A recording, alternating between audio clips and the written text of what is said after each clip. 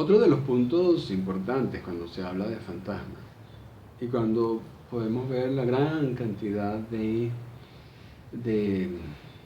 programas, de documentales, de expertos que hablan de fantasmas o que estudian fantasmas o que buscan fantasmas o que tratan de comunicarse con ellos, es la aproximación científica que se les da. En los dos videos anteriores acoté en diferentes oportunidades que los fantasmas están en un plano no físico. ¿Cuál es nuestro gran problema? Nuestro gran problema es que la ciencia se ocupa de fenómenos físicos.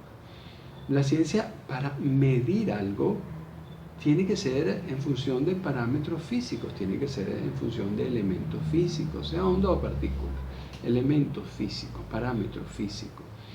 Cuando estamos hablando de que hay seres que no están en plano físico, por supuesto no va a poder ser medible ni detectable por ningún equipo físico. Vemos en algunos de esos documentales lentes infrarrojos para detectar diferentes grados de temperatura, variaciones de temperatura. La temperatura es un parámetro físico. Los fantasmas no tienen temperatura. Ese parámetro no se aplica a los fantasmas. Los fantasmas no pueden detectar no pueden ni generar calor ni absorber calor para parecer fríos. Eso lo tiene que hacer solo un cuerpo físico. A pesar de eso, personas dicen que sintieron un escalofrío. Es la misma explicación del segundo video. La sensación de baja temperatura es una sensación energética de la persona. El fantasma no está haciendo nada con energía. Entonces, por lo tanto, si una persona está teniendo percepción extrasensorial y otra persona está al lado y no, la persona estará sintiendo frío. La persona de al lado que no está sintiendo fantasma no estará sintiendo frío. Si el fantasma estuviera produciendo frío, estuviera frío toda la habitación. Ahora, por supuesto, que en una habitación baje la temperatura, puede ser porque la pared cambió de temperatura, por un flujo de agua en una tubería, por el viento que sopló fuera de la casa. Pueden haber mil factores por cambio de temperatura. Los fantasmas no generan cambio de temperatura. Están los medidores de campo electromagnético. El campo electromagnético es un parámetro netamente físico, es un parámetro netamente terrenal. Campos electromagnéticos los generan las líneas de alimentación de nuestra casa, las líneas de tensión, de corriente. El campo electromagnético detecta nuestros celulares que a lo mejor viendo fantasmas podemos estar cargando encima. Campo electromagnético lo produce literalmente cualquier cosa. Y que haya más o menos campo electromagnético o que en un punto el campo electromagnético se repotencia o disminuye, no indica presencia de fantasmas. Los fantasmas no tienen nada que ver con campos electromagnéticos. Si empezamos a hacer un barrido de longitudes de onda para decir que luz visible, la luz visible son frecuencias de onda, longitudes de onda relativamente bajas dentro de nuestro espectro visible a nivel de plano físico. Después empezamos con ondas no visibles, empezamos con microondas, empezamos con otras ondas de mayor frecuencia. Y definitivamente cuando pasamos al plano temporal, por supuesto que la parte del concepto de onda se mantiene. Cuando pasamos al plano astral, el concepto de onda se mantiene, pero son ondas que no se pueden medir con ningún equipo electrónico. Cuando técnicamente vemos un equipo electrónico, nosotros vemos y estudiamos que tienen una banda de frecuencia de operación. Un equipo que mida frecuencia, que mida ondas electrónicas, ondas electromagnéticas, pueden medir ondas que van de un rango a tal rango. Después el equipo no sirve, pues las ondas electromagnéticas, si se quieren, o las ondas, las longitudes de onda que se manejan en el más allá, va muchísimo más allá de cualquier rango de utilización de un equipo electromagnético o un equipo electrónico. Entonces, no hay forma, con mediciones del campo electromagnético, de detectar fantasmas. ¿Qué sucede? Cuando definitivamente hay una sensación de presencia de fantasmas, se empiezan a medir con esos aparatos y por supuesto cualquier variación, que es una variación física, se le asume que hay un fantasma ahí. Entonces no lo hay. Otro fenómeno que generalmente ocurre o que se tratan de estudiar o con los cuales se argumenta la presencia o no de fantasmas son las famosas psicofonías.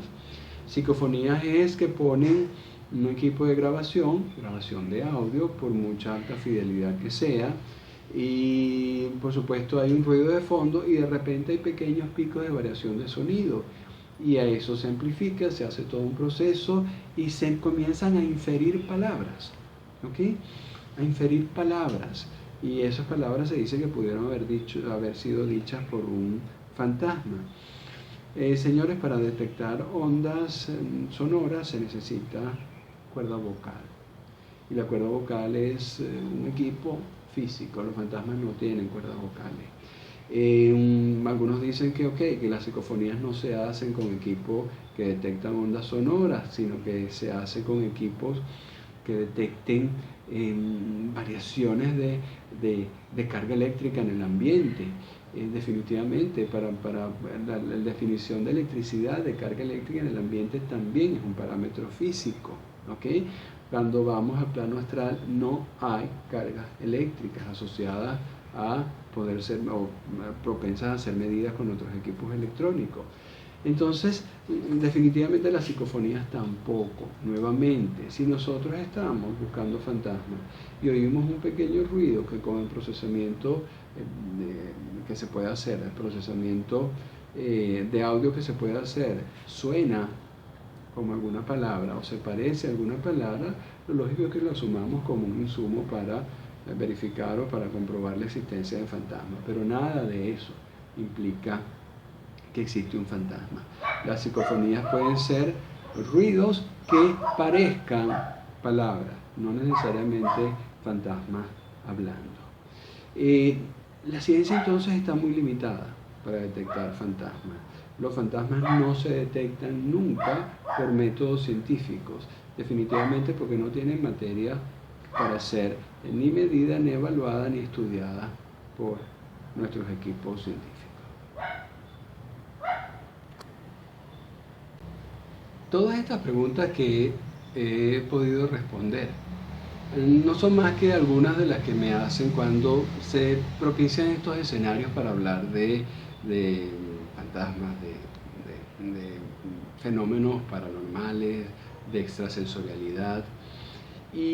Pero esto hay que verlo correctamente, porque esto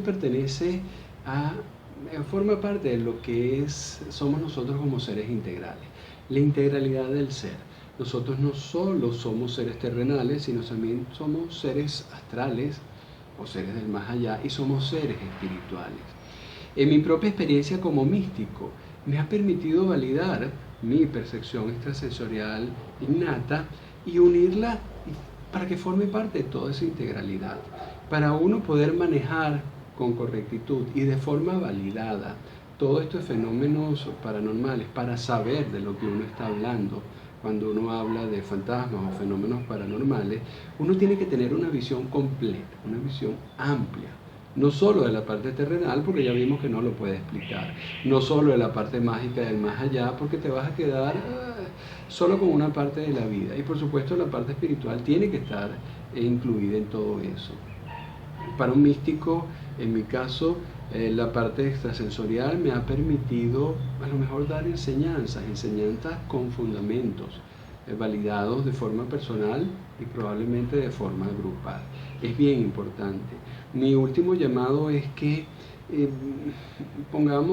a lo mejor observemos con curiosidad las cosas que podamos ver en libros, en videos, que encontremos por allí, pero siempre tratemos de cotejarlo con esa visión amplia de la vida, que no nos quedemos solo con una pequeña definición o una pequeña experiencia explicada desde un ángulo de nuestra vida. Muchísimas gracias, que Dios los bendiga y nos vemos pronto.